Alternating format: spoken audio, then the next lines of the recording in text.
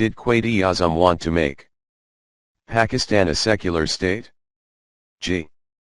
Parwez. Translated and edited by Salayina Karim and Fazal Karim. Quaid-e-Azam Trust. About the author. Ghulam Ahmad Parwez was born at Butala, Punjab, British India in 1903. He studied the Quran and the classics of Islam under the tutelage of his grandfather, a celebrated scholar and eminent Sufi Muslim mystic. Parwez gained a thorough understanding of the traditions, beliefs, and practices of conventional Islam, including the discipline of Tasawwuf, Muslim mysticism, with its arduous meditation and spiritual exercises. His study of the history of Islam, beliefs, and practices of pre-Islamic religions and wider knowledge of human thought throughout the ages inspired him to question the prevailing beliefs of Muslims. He moved away from the religious ideas that have accumulated around Islam over the centuries and turned his attention to the pristine beliefs expounded by the Quran. Parwez's immense philosophical work is the result of his deep study of Islam not as a religion but as deen, a word that has no parallel in Western languages. It can best be described as a way of life, and in the Islamic context, a social system based on Quranic values and its immutable principles. The exploration of the meaning of deen forms the core of more than 45 books and innumerable essays, articles, and lectures. His most famous books in Urdu include Mafhum al-Quran, Exposition of the Quran, in 3 volumes; Lugat al-Quran, Dictionary and Concepts of Quranic Words, in 4 volumes; Matlab al-Furqan, Exegesis, Tafsir, of the Holy Quran, in 6 volumes. The 7th volume was printed posthumously. Tabweeb al-Quran, Classification of the Holy Quran, in 3 volumes. Maraji Insaniyat, Biography of Messenger Muhammad, peace be upon him, Nizami Rabubiyat, System of Universal Sustenance. His writings have inspired widespread awakening in intelligentsia and the public alike in many parts of the world. Aside from being an author and scholar, Parwez was the founder of Quaid-e-Azam, a monthly magazine, which he launched in 1938 at the instance of Dr. Sir Muhammad Iqbal and under the guidance of Quaid-e-Azam. Great leader Muhammad Ali Jinnah, founder of Pakistan. This magazine continues to be published from Lahore regularly to this day. He also took an active part in the Pakistan movement. And as a counsel of Jinnah on matters pertaining to Islam, Parwez was one of the few people who was allowed to visit Jinnah without an appointment. He received the Tehreek-e-Pakistan movement gold medal posthumously for his services to the nation on August 14, 1989. Pakistan Independence Day. Maqbool Mahmood Farhad, Essex, UK. Forward. This booklet is of special significance to me. It is directly responsible for the publication of my first book, and indirectly for my second as well. Indeed, this short publication can be credited for practically launching my writing career. Avid readers of Pakistani history will know that Chief Justice Muhammad Munir's From Jinnah to Zia, 1979, is said to be one of Pakistan's all-time bestsellers. This is because Munir was the first to openly declare that M.A. Jinnah, founder of Pakistan, was a secularist. i.e., he advocated the separation of religion and state as in modern democratic states. Coming as it did from a former Chief Justice, this declaration carried much weight for Pakistani readership, and indeed, as Munir testified in his book, across the world as well. G. A. Parwez, who had known Jinnah personally and had been his counsel on matters relating to Islam, wrote a rebuttal in Urdu in 1980 soon after the second edition of Munir's book was released. The English translation of that text can be found in the following pages. However, the original rebuttal missed one vital piece of information. And since this missing information was the catalyst for some completely new and important research I conducted some 25 years later, I would like to share the details for the benefit of the reader. I originally came to translate this booklet not for Quaid-e-Azam, but for my father. In 2003 he had published a book titled Quran or Pakistan. Karachi. Bazamil Mafun.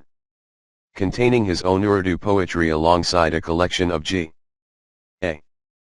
Parwez's writings, and the text of this booklet appeared as one of its chapters. My father and I worked together on the English translation, and in the course of cross-checking the references, I obtained a copy of From Jinnah to Zia. This was when I first noticed a quote not accounted for in Parwez's rebuttal. Parwez has written that in From Jinnah to Zia Munir relied on two pieces of evidence to support his claim that Jinnah was a secularist. They are Jinnah's statements against theocracy. Jinnah's inaugural address to the Pakistan Constituent Assembly, on August 11, 1947.